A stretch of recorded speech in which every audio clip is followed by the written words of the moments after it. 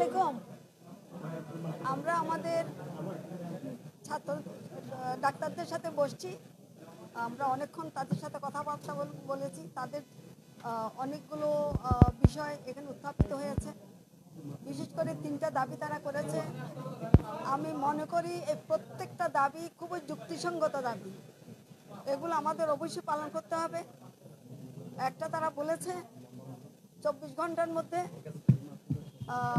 যারা এই অপরাধটা করেছে, যেই ডাক্তাররা রাত দিন পরিশ্রম করে আমাদের সেবা দিয়ে গেছে, কোভিডের সময় কোনো দিন রাতের পার্থক্য মনের মধ্যে রাখে নাই, এখনও বন্যার মধ্যে অনেক ডাক্তার দিয়ে সেবা দিচ্ছে। চিকনগুনিয়া বলেন, ডেঙ্গু বলেন, সব জায়গায় তারা আছে। অথচ তাদের উপর আমরা যেই ন্যাক্কারজনক কাজটা করেছি, আমি মনে করি ছাত্র আন্দোলনের সময় তারা যে সেবাটা দিয়ে গেছে এখনও দিয়ে যাচ্ছে। পঙ্গু হাসপাতালে বলেন, ঢাকা মেডিকেলে বলেন, চক্ষু হাসপাতালে বলেন, পিজি, সর্বত্রই তারা যে সেবাটা দিয়ে গেছে এবং এখনও দিয়ে যাচ্ছে। এটার জন্য তাদেরকে আমাদের কৃতজ্ঞতা, সারা জাতি তাদের কাছে কৃতজ্ঞতা প্রকাশ করার কথা।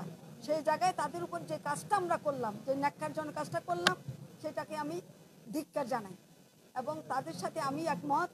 তাদের সুরক্ষার জন্য আমাদের যা যা করণীয়, একটা তারা বলেছে তাদের ইমার্জেন্সিতে সুরক্ষা দিতে হবে, সেটা আমরা বলেছি আমরা সুরক্ষা দিব। বড় বড় হাসপাতালগুলো যেগুলো আছে, 8টা হাসপাতাল, সেখানেও আমরা সুরক্ষা দিব। ঢাকায় অলরেডি মেডিকেল হাসপাতাল অলরেডি জোরদার করা হয়েছে, সেখানে বিজেপি দেওয়া হয়েছে, আর্মিও আছে, পুলিশও আছে। এবং যারা যেই সময় যে দায়িত্ব পালন করার কথা ছিল, যারা এটা পালন করতে পারে নাই, তাদেরকে আমরা জবাবদিহিতার মধ্যে নিয়ে আসবো। আরেকটা দাবি তারা করেছে যে এটা কোনটা বলেন, সুরক্ষা, অ্যারেস্ট করতে হবে, দ্রুত সময়ের মধ্যে অ্যারেস্ট করতে তাদেরকে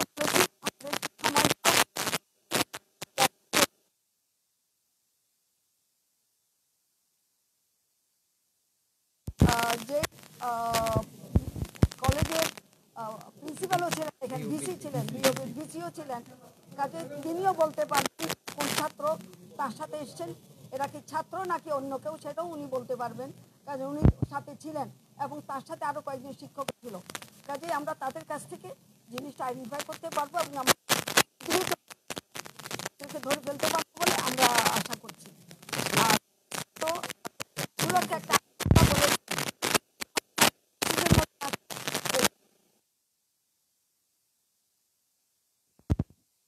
স্বাস্থ্য পুলিশ, এইটা একটু সময় লাগবে যে বুঝবো, কারণ আমরা তো কোনো আইন এখন বানাইতে পারবো কিনা আমার জানা নেই।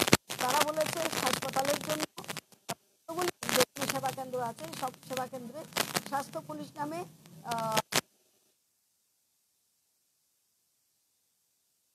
আন্ডারে থাকবে।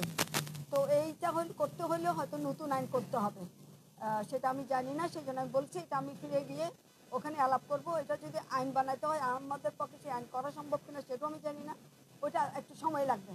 আর বাকিগুলো তো আমরা বলেছি আমরা যত পর্যায়ক্রমে সব ওরা এটা ঘোষণা দিয়েছে। তারা এই যে কর্মবিরতির কথা বলছেন, আসলে ওরা মুখে বলেছে কর্মবিরতি, প্রত্যেকটা ডাক্তার কিন্তু তাদের আন্ডারে যে রোগী ছিল তাদের সেবা কিন্তু দিয়ে গেছে এবং একজন বলল আজকে তার 4জন রোগীকে সে রিলিজও করেছে। তাইলে সে বলেছে জরুরি সেবাটা তারা করে গেছে। মানবিক, তারা অনেক বেশি মানবিক, এই মানবিকতার উদাহরণ কিন্তু তারা রেখেছে। কাজে তারা কাল জরুরি সেবাটা চালু হয়ে যাবে। আর ভিতরে তো তার সেবা করছে, তারা তার সেবা বন্ধ করে না, আমি বললাম যেভাবে বন্ধ রয়েছে, টিকিট কার্যক্রম বন্ধ রয়েছে।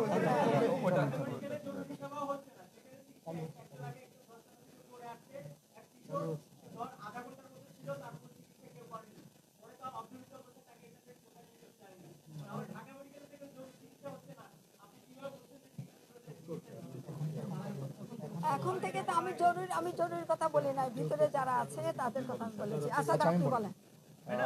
তারা এখন থেকে তারা জরুরি চিকিৎসা সেবা চালু করবেন এবং যেটা যে নিশ্চয়তা ওনারা চেয়েছেন সিকিউরিটি, সেটা আমরা সেনাবাহিনী, বিজিবি, পুলিশ এবং আনসারের সমন্বয়ে আমরা সিকিউরিটি এনশিওর করব এবং তাদের যে আসামিরা এই অঘটন ঘটিয়েছে তাদেরকে অ্যারেস্ট করার পরপরই তারা সম্পূর্ণ সার্ভিস চালু করবেন সারা দেশব্যাপী। এখন থেকে জরুরি চিকিৎসা সেবা এখন থেকে শুরু হচ্ছে। স্যার আপনারা জরুরি বলছেন, আমি স্যার এবং ম্যাডাম সবার কাছে প্রশ্ন হচ্ছে যে চিকিৎসকরা বলেছেন কমপ্লিট শাটডাউন ছিল একটা কর্মসূচি, এই কর্মসূচি কি তারা উইথড্র করেছে কি করেনি? কমপ্লিট শাটডাউন থেকে ওনারা সরে এসেছেন। কমপ্লিট শাটডাউন আর নাই। কমপ্লিট শাটডাউন মানে হচ্ছে জরুরি সেবা সহ সব বন্ধ রাখা, সেইটা থেকে ওনারা সরে এসেছেন। ওনারা জরুরি সেবাটা এখনই চালু করছেন। যে নিশ্চয়তা ওনারা চেয়েছিলেন, আমরা সেই নিশ্চয়তা মাননীয় উপদেষ্টা দিয়েছেন। আপনারা দেখতে পাচ্ছেন আমাদের সাথে সেনাবাহিনীর সদস্য আছে, বিজিবির সদস্য আছে, পুলিশের সদস্য আছে এবং আমাদের আনসার সদস্যরাও বেসামরিক পোশাকে দায়িত্ব পালন করছে। কাজে 4 বাহিনী মিলেই তারা সিকিউরিটিটা ইনশিওর করবে এবং এখন থেকেই জরুরি সেবাটা চালু হয়ে যাবে। ওয়ার্ডে ওয়ার্ডে যেসব রুগী আমাদের ভর্তি আছে, যারা আইসিইউতে আছে, এইচডিইউতে আছে বা ইনডোরে যেসব রুগী ভর্তি আছে, তাদের সেবা চালু থাকবে। ইমার্জেন্সি, ক্যাজুয়ালিটি এবং নিউরোসার্জারি, আপনারা জানেন এই 3টা জায়গায় আমাদের জরুরি সার্ভিসগুলো চালু থাকে। এই 3টা সার্ভিস চালু থাকবে এবং ইনডোরে সকল সার্ভিস চালু থাকবে। জরুরি বিভাগ যখন চালু আছে তার মানে জরুরি বিভাগে যে রুগীগুলো আসবে ভর্তিযোগ্য তাদেরকে ভর্তি করা হবে। মাননীয় স্বাস্থ্য উপদেষ্টার কাছে একটা প্রশ্ন, শুধু ঢাকা মেডিকেলেই নয়, আমরা এরই মধ্যে দেখেছি চট্টগ্রাম মেডিকেল, পাবনায়, রংপুরে বিভিন্ন মেডিকেল কলেজ হাসপাতালে অচল অবস্থা। সেই বিষয়ে স্বাস্থ্য উপদেষ্টা আপনি কি আমাদেরকে একটু এনশিওর করতে পারেন এই ব্রিফিং এর মাধ্যমে যে সেই জায়গাগুলোতেও এখনই কমপ্লিট শাটডাউন বা স্বাস্থ্যসেবা স্বাভাবিক অবস্থায় ফিরে আসবে কিনা? আমরা তো বলেছি যে এটা তারা ঘোষণা দিয়েছে, তারা ঘোষণা দেবে যে আমরা জরুরি সব কাজগুলো আমরা করব। এখন পর্যায়ক্রমে তাদের কাছে আমরা কমিটমেন্ট করেছি 8টা বড় হাসপাতালে আমরা যে ফোর্সগুলো দেওয়ার কথা বলছে তাদের সুরক্ষার জন্য সেগুলো আমরা এনশিওর করব এবং এটা এখন থেকে শুরু হয়ে যাবে। পর্যায়ক্রমে অন্যগুলিতেও যাবে। এখন পরিস্থিতিটা বুঝতে হবে আমাদের সেনাবাহিনী কত সংখ্যা কত, এখন বন্যায় কিছু আছে, কিছু অন্যান্য বিভিন্ন জায়গায় যে পুলিশের জায়গায় হচ্ছে, পুলিশের জায়গায় ডিউটি করছে। কাজে এগুলো মাথার মধ্যে রেখে আমাদেরকে আগাতে হবে। কাজে আমি এখন বলে দিলাম হ্যাঁ সব দিয়ে দিব, তাহলে তো হয় না। কাজে পর্যায়ক্রমে সব তাহলে আমরা মোরালব্ধভাবে জানতে পারছি যে কর্মসূচি তারা উইথড্র করেনি। কর্মসূচি উইথড্র করেছে। এদের প্রতিনিধি কেউ আছে কিনা যিনিরা বলবেন যে কমপ্লিট শাটডাউন তারা উইথড্র করেছেন, এরকম কোনো প্রতিনিধি আপনাদের সঙ্গে আছে কিনা? শফিক স্যারকে বলবেন। এবং সেই শফিক স্যার কি কমপ্লিট শাটডাউনের পক্ষে? তারা বলছে যে একটা কথা বলছে যে অপরাধী গ্রেফতার হওয়া না হওয়া পর্যন্ত তারা কিছু জরুরি সেবা ইমার্জেন্সি সার্ভিস চালু রাখবে। তার মানে তারা কর্মসূচি উইথড্র করেনি। উইথড্র করেছে। বলেন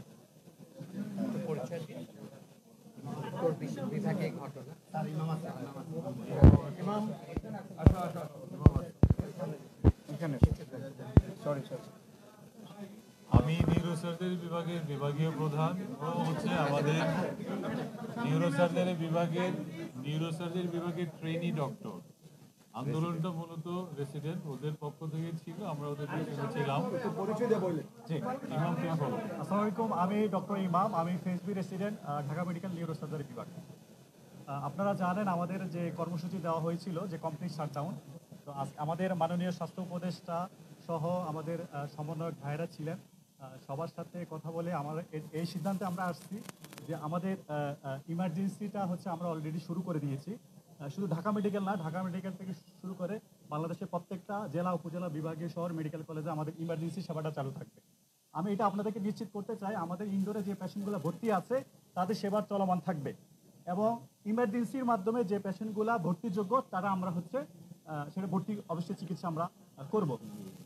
আইসিইউ সব কিছু আমাদের সেটা চালু থাকবে, কিন্তু জরুরি সার্জারি যেগুলো আমাদের থাকবে সব কিছু আমাদের চলমান থাকবে।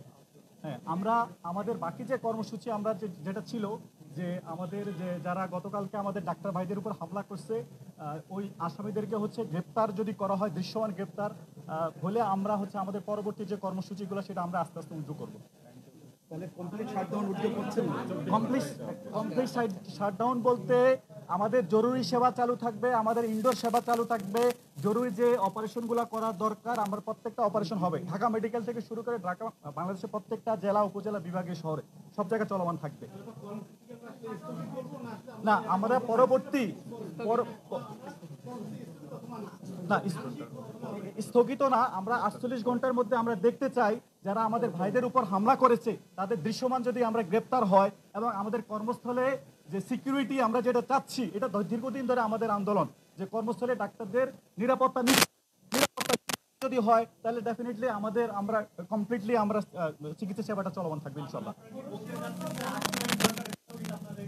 নো কর্মসূচি স্থগিত না, আমরা বলছি যে 48 ঘন্টার মধ্যে যারা এই হামলার সাথে জড়িত তাদেরকে যদি গ্রেপ্তার করে আমরা যদি আইনের আওতায় আনা হয় তাহলে, এবং কর্মক্ষেত্রে আমাদের ডাক্তারদের যদি অ্যাবসলিউট আপনারা সিকিউরিটিতে এনশিওর করতে পারেন, ঠিক আছে, এবং চিকিৎসকদের যেটা আমাদের অনেকদিন ধরে দাবি যে চিকিৎসকদের স্বার্থ এবং রোগীর স্বার্থ সংশ্লিষ্ট যে আমাদের স্বার্থ নিরাপত্তা আইন এবং সারা বাংলাদেশে যে স্বাস্থ্য পুলিশের আমাদের যে দাবি, এগুলো আমরা আশা করতেছি পর্যায়ক্রমে আমাদের মাননীয় স্বাস্থ্য উপদেষ্টা এখানে উপস্থিত আছেন, মানে আপনারা কাজ চালিয়ে যাবেন, কাজ চালিয়ে যাব, কর্মসূচিও চলবে, কাজ চালিয়ে যাব, আমরা আমাদের কাজ চালিয়ে যাব। Complete shutdown. জি, থ্যাংক ইউ। আমি একটু ইন্টারফেয়ার করি, আমি ইন্টারফেয়ার করি।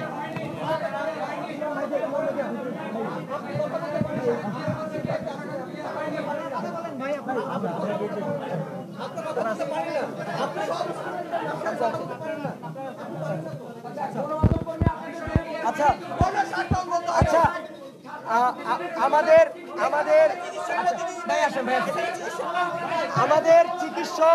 আমাদের চিকিৎসক এবং মেডিকেল স্টুডেন্ট যারা আছি তারা আমরা মিটিং করছি, আমাদের ম্যাডামের সাথে মিটিং হয়েছে, আমরা জানাবো আপনাদের সামনে এসেই জানাবো। আমাদের কোনো প্রতিনিধি এই জায়গায় কোনো কথা জানায়নি, এটা আমরা জানাবো, প্রেস ব্রিফিং করবো, আমাদের লেখা হয়েছে, আমাদের ভিতরে জানানো হয়েছে, আসছি, আমাদের একটু সময় দেন। এই ব্রিফ না, এইখানে যে ব্রিফ হয়েছে তা প্রশাসন, স্বাস্থ্য উপদেষ্টা তাদের পক্ষ থেকে, চিকিৎসক এবং মেডিকেল স্টুডেন্টদের পক্ষ থেকে কোনো প্রতিনিধিদের জায়গায় আসেনি এবং কোনো ধরনের ব্রিফিং এখন পর্যন্ত হয়নি, হবে। আপনারা ধৈর্য ধারণ করুন, কয়েক মিনিটের মধ্যে আমরা আসছি। ধন্যবাদ।